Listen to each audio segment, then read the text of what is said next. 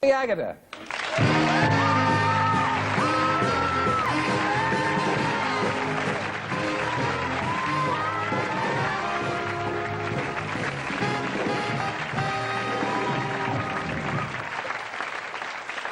I must say, it's a brave woman that will walk on with a beard. What was all that about? Well, it's... my friend in it, Ed Begley Jr., is disguising himself, and I'm the only person in the plot who doesn't know what's going on at all. Throughout the entire thing, I never find out. I don't even find out at the end. And these various characters are pretending to be different people to work out the Geoffrey Archer story. Sounds dashed complicated. I mean, it's very complicated. It was even more complicated being a mathematician, though, which is what I was meant to be. I was meant to be a professor of maths. Yeah. Now, I mean, I heard a story that Geoffrey sold this to the BBC for £1. Did you hear that? I believe that's correct, because this is one of the first books he wrote, and yes, for £1. I think it was even 58p or something. Yes, he sold it to the BBC. It's a good idea, Fraser, this. Bear in mind, when you write the old bestseller, he sold it to the BBC for a pittance. Not a penny more, not a penny less. No, but I'll get to that. It'll probably make it. It'll certainly make it, not a penny, yeah. Anyway, the thing is, on the principle that when it comes out, it'll sell millions more of his books, which I thought was dashed shrewd. Yes, that's right. Did you enjoy doing it? It was great fun to do. We shot in Oxford, and it was a beautiful summer, and had a very good time, yeah. Yeah. Well, now, last time you were here, you told me about something you're doing for the underprivileged children in Los Angeles. Is that still, are you still working at that? Yes, I am. I've been working with the children. We were talking about the school in Watts, and I've been teaching them Shakespeare. And what we've been doing recently is a rap of Romeo and Juliet. Sounds kind of strange, but the whole idea is for them to take the language apart, understand what it means, and then put it into their own rhymes and rhythms. And you must get some extraordinary results from that. Well, the kids came up with, I mean, I don't have all that, when you do rap, it has all the sort of bebop sounds behind it, which I can't do, but the chorus at the beginning of Romeo and Juliet went something like, "This is a story you'll never forget about the Montagues and the Capulets. They lived on the streets of Verona, but Romeo was a bit of a loner. He fell in love with Juliet. The problem was she was a Capulet." And it goes on in that vein. And do they accept you there? I mean, you talk like a limey, presumably. Yes, and the language that we're talking about is 300 years old. Yeah. But they soon get past that, and sometimes, you know, one appears on television and then they get, "Oh, we saw that," and they talk about it, and then they forget it very soon. I'm just there and yeah. We hear, of course, hair-raising stories. I'm sure they lose nothing in the telling about life in LA, and you're teaching in Watts, which is regarded as a dangerous area. Do you never feel, or how do you feel about that? Well, Los Angeles is a weird place, because everything is kind of random there. There might be an earthquake, there might be a flood, there might be a fire, and there's violence, but you don't know when it's going to happen. It's not like being in New York, where you're worried about muggers all the time looking over your shoulder.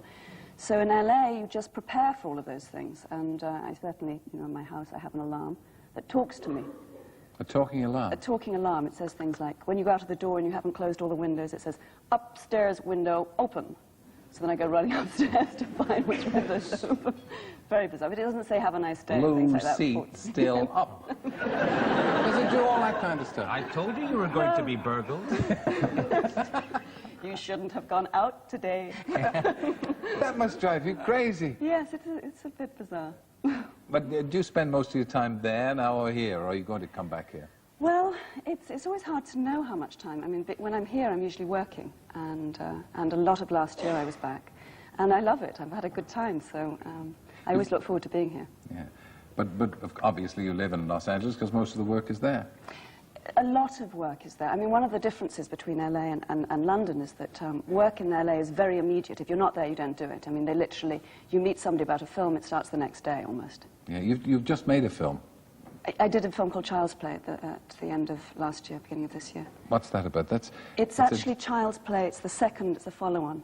Yeah. And it's about a doll that murders people. Very highbrow stuff. Oh, and there's a little boy in it called Alex Vincent, and it's his doll, and I play foster mother. You're because, working... of course, the first mother's been put away because she realises the doll is a murderer, but nobody else does. Is it hard working with a doll? The doll is, yes, it's like working with a very temperamental actor. I mean, there are 12 people in the entourage that control the finger, the lips, the foot, you know, they're all behind it, manipulating. And you spend a lot of time trying to make sure that the shots are correct and the doll's doing the right things, and it often doesn't. So it's quite hard. How about the little boy? You used to be a child actor Yes. yourself. Well, to begin with, it was quite worrying, because we sat down at a read-through. He was 8 years old, and he read through his script terribly professionally and very kind of adult, and then said, well, I'm not going to learn the lines this time because they changed so many of them last time. That was to begin with. So we sat down at lunch. How old is this child? Eight. And then he proceeded to talk about agents and meetings and all the things that he was going through. Slightly, yeah, it's frightening. And also he said, we said something about makeup, and he said, how long are you going to be in makeup? He said, well, it might be quite a while this time, because the first film I was 6 and I was playing 6, and now I'm playing 7, I'm 8, so it might be a little while. What will this child be like when he's 9? Like Marlon Brando. I mean, you were a child actor too, Fraser. I mean, and just referring to you too, Jenny, was there that kind of temperament allowed on stage or in film in Britain? No, it wasn't. I went to Corona School, and there was Richard O'Sullivan and Dennis Waterman. We were all working, and if you got big-headed at all, somebody would just stamp on you from a great height. Never Railway children. That's very much... Children don't put up with any kind of I'm better than anybody else behaviour. And you do get back to school and you get on with it. You're not really allowed to. That's much healthier. I mean, the other thing is a bit terrifying. terrifying. But it is peculiar filming, because you are amongst adults, and you do tend to be precocious and pretend to be adults. Oh, I'm not saying it's the child's fault. No, I'm just saying it isn't perhaps the best training for growing up. No, it delays adolescence a long time. I'm still going through it. You've been very busy. You've come over and you're doing texts as well, which is for ITV. So it's kind of your television career here has undergone a tremendous resurgence. Yes. With Not a Penny More, Not a Penny Less as well. Yes. Why is that? It's a matter Swings of... and roundabouts? Well, it's just what comes up. If you're doing theatre, I was doing theatre a couple of years back, and that takes up solid periods of time, and people don't see you. It's not visible. So consequently, I was working, but that choice was theatre. And then these televisions came up. It just happened there was one after another, and I took them. So we're seeing more of you, and I'm delighted that we are. Thank you. Thank you for joining us. Thank you too, Fraser. It's good to see you. Thank you both. Jenny Agutter.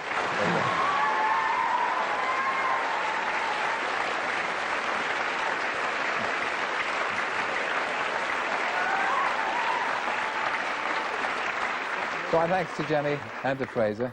I see you're all eagerness for the first 2 minutes.